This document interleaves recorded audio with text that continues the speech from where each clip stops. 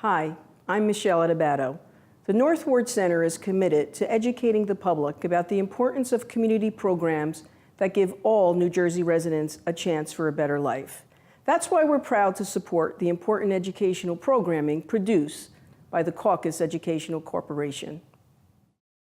Funding for this edition of Caucus New Jersey has been provided by RWJ Barnabas Health, New Jersey Resources, Kessler Foundation, changing the lives of people with disabilities, Johnson & Johnson, MD Advantage Insurance Company of New Jersey, the Fidelco Group, and by the North Ward Center.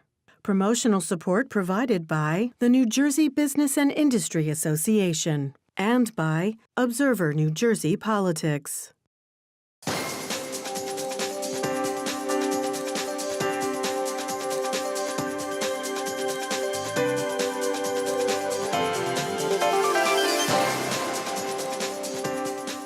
Welcome to Caucus. I'm Steve Adebato. So what can and what is being done to support female veterans?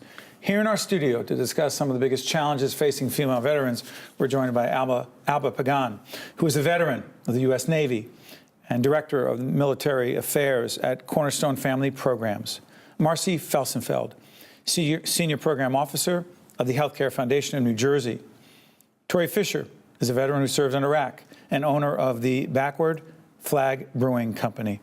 Janine Decker is Women's Veterans Program Manager at the VA, the Veterans Administration, New Jersey Healthcare System. I want to thank all of you for joining us to talk about the challenges facing female veterans. And a couple things right up front. Marcy, we've had this conversation with you and your colleagues at the Foundation for a long time. You've been helping to support a lot of what we've done in this regard. $1 million plus that the Foundation has provided to support veterans' efforts. Why would it be different for female veterans in terms of what they're facing when they come back?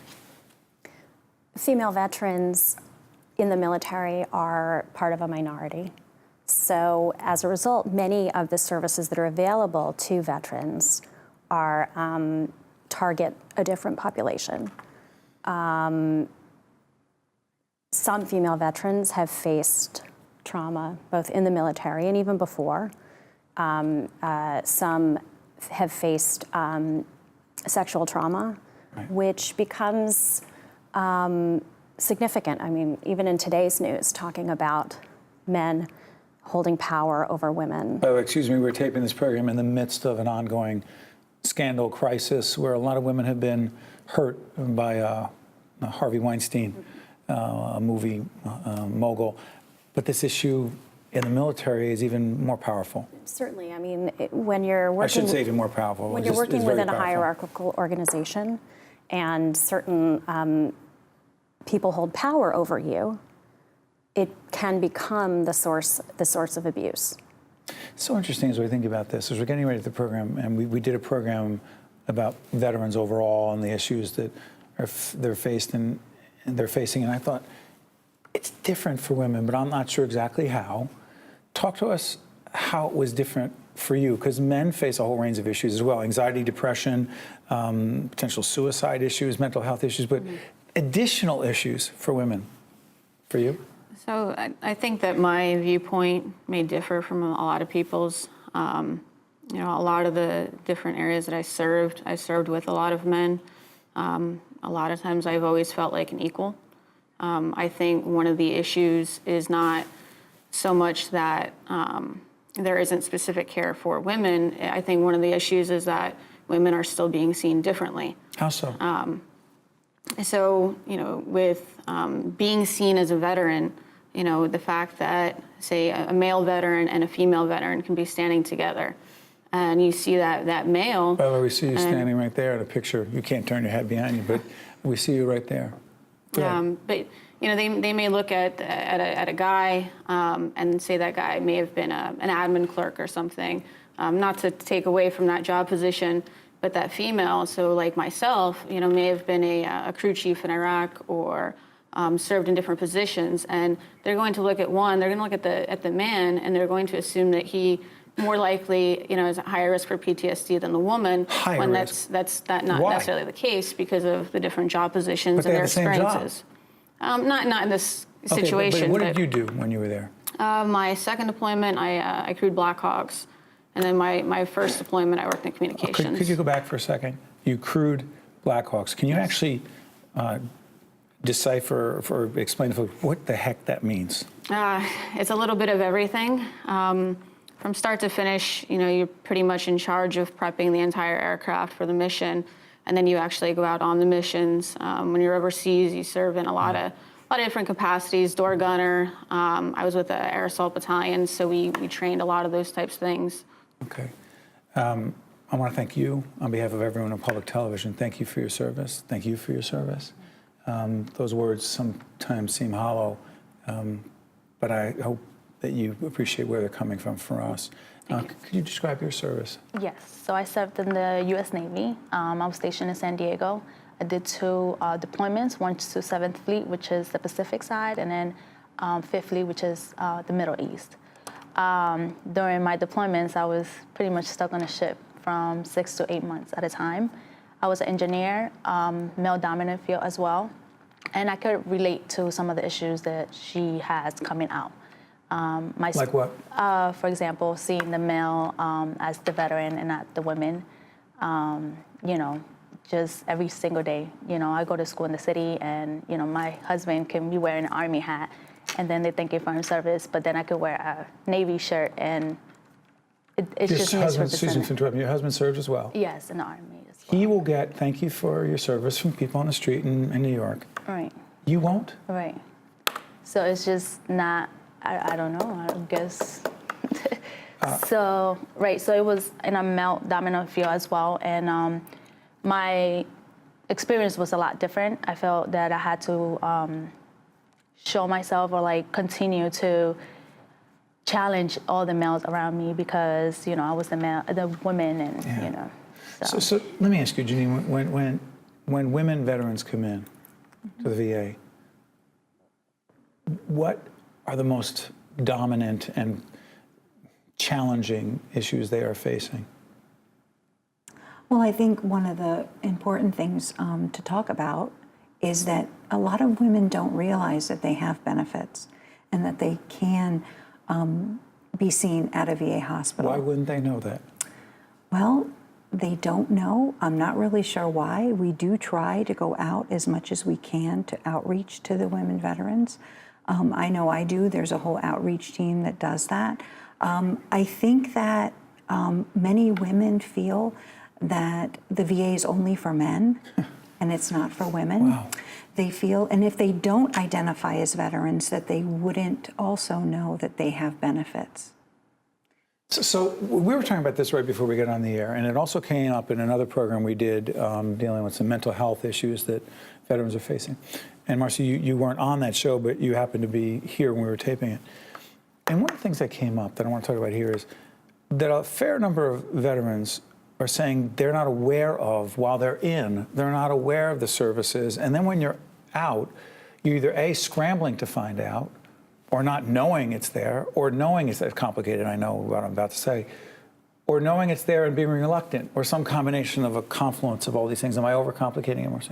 No, not at all. I think that in order for a veteran, or frankly any person that needs a service, to access it, they have to be ready for it at that moment. Ready. They have to be prepared to take the next steps.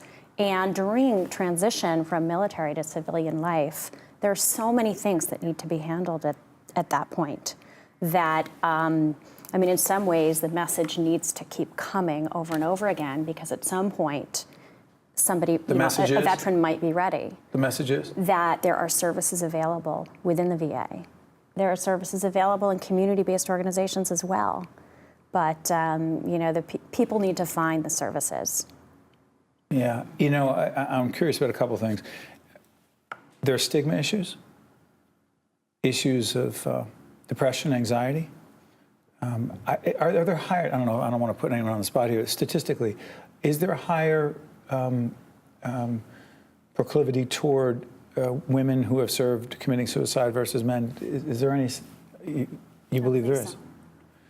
But the other thing that I keep thinking about is that there are a significant number, or there are women who have served who are moms. They're moms, and some of them have had children while serving. Complicated. Talk to us about this. Well, I think that women that transition come back with being on deployment for maybe years and don't see their children. And I think it's hard to, as much as all of us that are mothers, what we deal with on a day-to-day basis, and then combine that with coming back and transitioning into civilian life, it must be very difficult for them. And I can imagine the challenge that they face. You face this? Yes. Describe it. I'm a mother, and I gave birth while in the service. While in? Yeah. Explain to us what happens. Well, I know how a baby's born, Marcy. Come on, stop. But explain this to us. So what happens is, I got pregnant after deployment, and my husband and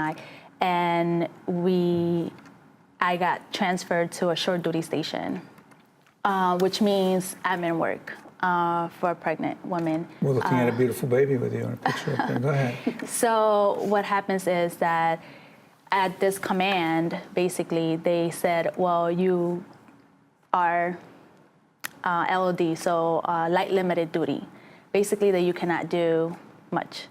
So I was stuck in an office, not doing anything all day. And coming from a ship, from a different environment, being an engineer, that got me very upset. You did not want that, did you? No. So she's actually a chief, one of my best friends, Mifua Henson. She and I, we started doing inspections and started more on the administrative side, but taking part of the command. And I mean, I was running, and so I was 8 months pregnant. I was still physically fit to do these things. So why treat us like we couldn't do anything? Go ahead, I actually had a similar experience. I have a 5-year-old, and it was kind of the same thing. So as a crew chief, obviously Big when I got pregnant, it was, well, how long can I continue to fly and continue to perform these duties? I wanted to continue the duties because, just like you're saying, I felt perfectly capable and able. So we called, there's the flight medicine doctors that you deal with, called and asked them the guidance on, what do the regulations say about me flying? There weren't any. So they said, okay, well, she can fly as long as until her civilian doctor says that she cannot. Wow. My civilian doctor didn't understand what that even meant until one day. I was about 5 months pregnant at that point. I had still been doing all of my duties. He had asked exactly what it was that I did in a day, and I tried to explain with him what training was. And at the time we were training, we were doing aerosol training, which actually consisted of flying and landing very quickly and hard to the ground, because that's what we do in combat. Yep. And he said, oh, no more flying. So that's when I had to stop that. But then just after my daughter was born, you experienced some of the... Excuse me, after your child, I'm sorry for interrupting, but after you were born, after your child was born, you had some challenges. One of the challenges that I found was, which I had never, expected to come across, was, so after your child's born, you have a certain amount of time till you can take a physical PT test. Sure. And kind of get back into the swing of things. And I was reaching that point. I don't remember exactly what it is. It's maybe 3 months, 6 months, and I was breastfeeding. So one of the unique issues that I had is, I'm a larger woman. So when you're breastfeeding and you're natural, there was some issues with running. So I contacted the docs and I said, look, I'm breastfeeding my daughter right now, and I think I'm going to have some problems with the running portion of the PT test. Is there anything I can get? What's in the military, it's called a profile, right. Which basically limited duty kind of thing. And they said, well, you're breastfeeding, that is a personal choice that you made, so you're just going to have to deal with that. And that was one of the first times that I ever dealt really with anything that I thought was uniquely, to me as a woman, that I thought was very, just not right. It's funny, you think what the issues, or most of the issues are, that women who serve in the military are going to face or are facing, and we have no idea. And this is no knock on the military, but I'm not sure the degree to which these issues are considered. If you're going to have women come and serve, then it seems you need to think through these issues. So when we come back from this break, I'm going to talk more about services that are available for women who have served, given to our country. We'll be right back right after this. To see more Caucus New Jersey with Steve Adubato programs, visit us online at steveadubato.org. If you would like to express an opinion, email us at info@caucusnj.org. Find us on Facebook at facebook.com/Steve Adubato PhD. And follow us on Twitter at Steve Adubato. We are, in fact, talking about women who have served in the military and some of the challenges they face. Marcy, at the Foundation, you have a program called the MVP Family Program. What is it about? It's the Military Veteran and Peer Family Support Program. It is a 24/7 resource line answered by vets, answered by the significant others of vets, to help be able to direct family members and family units to access services together. Why is that important, the family piece of it? Well, there's a limitation on what family members can receive from various public sources because they didn't serve. But they gave. But a veteran, male or female, is not serving alone. It's the entire family that's making sacrifices. So there are a few programs that can meet the needs of families. The MVP program is a primary example because it's initially by phone, and you can have that support at any moment. The programs for family members. The programs have to do with mental health issues. The programs have to do with beyond mental health issues, other health issues, if you will.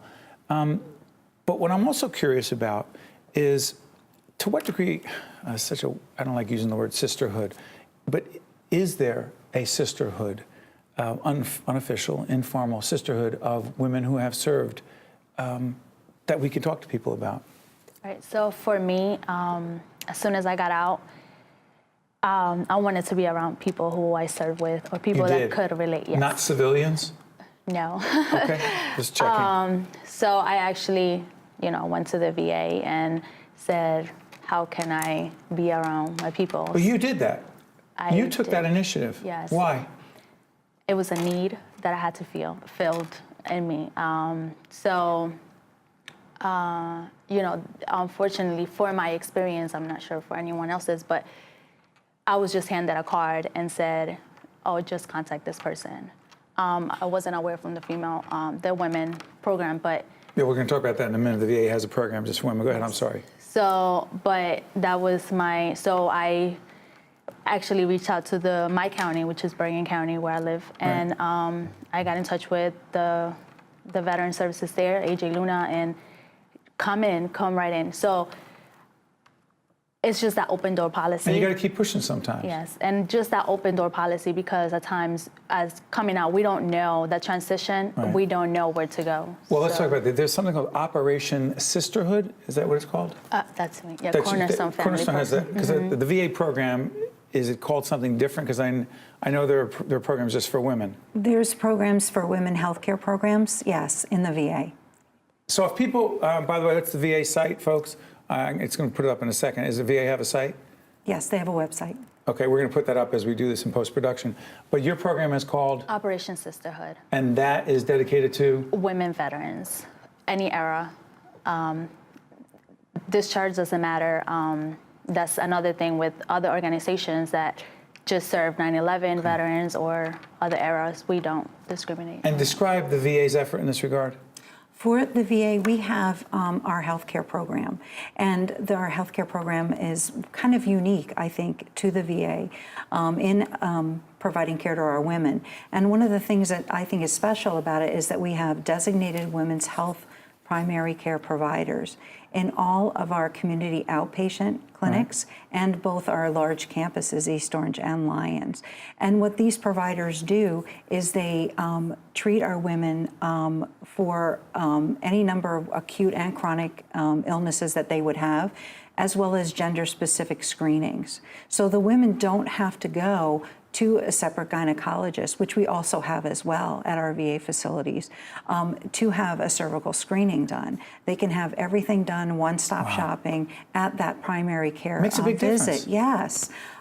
Also, all of our providers and our clinicians, they have training, continuous training through the VA for being sensitive to women, knowing of our population that has suffered trauma and can, has PTSD.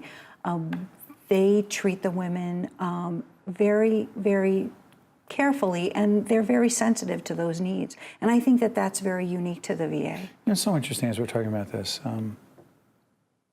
that the healthcare, that the care, that the services, in some cases are across the board, they, male, female, but some have to be, if they're to be as effective as they need to be, they really do have to be targeted toward the needs of women. And to not say, they say that doesn't make sense. I want to follow up on your business. I'm fascinated by it. First of all, where'd that name come from for the company? We'll put it up as we're talking about it. Backward flag, it actually comes from the flag worn on the Army uniform. So it was a nice symbol of always moving forward into the fight, never retreating. And we also try and encompass a lot of law enforcement, firemen, as we say, those like us, into that mix. Describe the company. So we're a brewery that's been open for a little over 2 years now. We are very veteran focused. So you were talking about trying to find people like yourself to hang out with. I guess we're, I don't want to use it stigma, but kind of a modern day VFW, except we are welcome to, we welcome everyone. So civilians and military and law enforcement. And your employees, many of them are vets. Many are veterans. We have some law enforcement, firemen. That's actually, so one of the areas that I do see, the difference in female and men as far as being a veteran is, so coming from a male-dominated field in the military and now also working in a male-dominated industry, people will come in and, they'll love the place and they'll introduce themselves to one of my guys at the bar and they'll say, hey, you must be the owner. And they'll say, no, she's the owner. She's the owner. They'll go, I thought this was a veteran-owned brewery. And that's when... The stereotypes. But it's one of those things that we've learned to laugh about. You do laugh. And if anything, it opens up a conversation. Real quick, because time is limited, part of television. The nonprofit you're looking to create, what is it called? It's Arms to Artisans.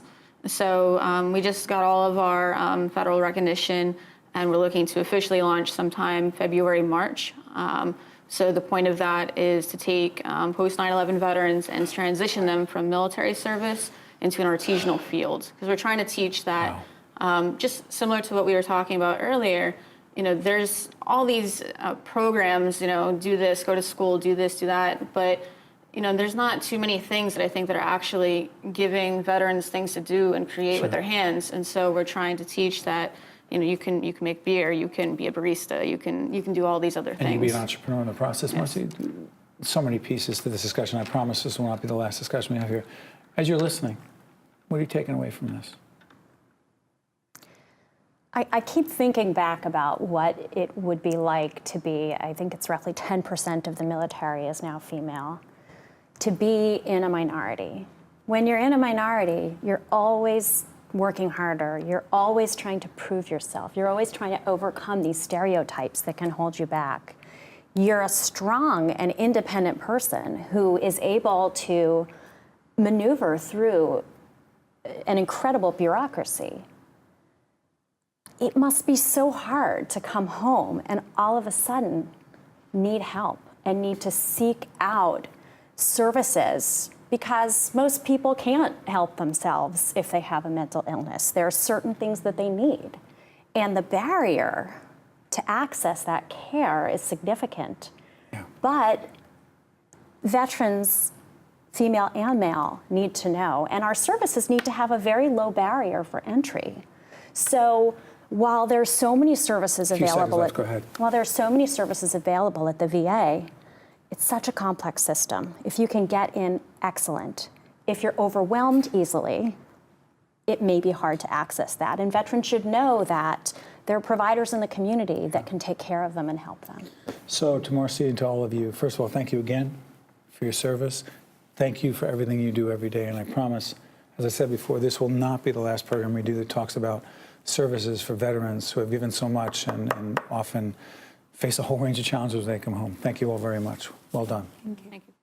The preceding program has been a production of the Caucus Educational Corporation, celebrating over 25 years of broadcast excellence. Funding for this edition of Caucus New Jersey has been provided by RWJ Barnabas Health, New Jersey Resources, Kessler Foundation, Johnson & Johnson, MD Advantage Insurance Company of New Jersey, the Fidelco Group, and by the Northward Center. Transportation provided by Airbrook Limousine, serving the metropolitan New York, New Jersey area. Caucus New Jersey has been produced in partnership with TriStar Studios. Hi, I'm Eric. You might see me as an ordinary person, but I've been living with a brain injury for nearly 2 years. One of my struggles is short-term memory loss. At Opportunity Project, I'm given hope and support, and I've gained my comments back through the job placement program. Despite my challenges, I have a reason to keep improving. Today, even though life has changed me, I believe that anything is possible. If you have a brain injury, you don't have to face your road to recovery alone.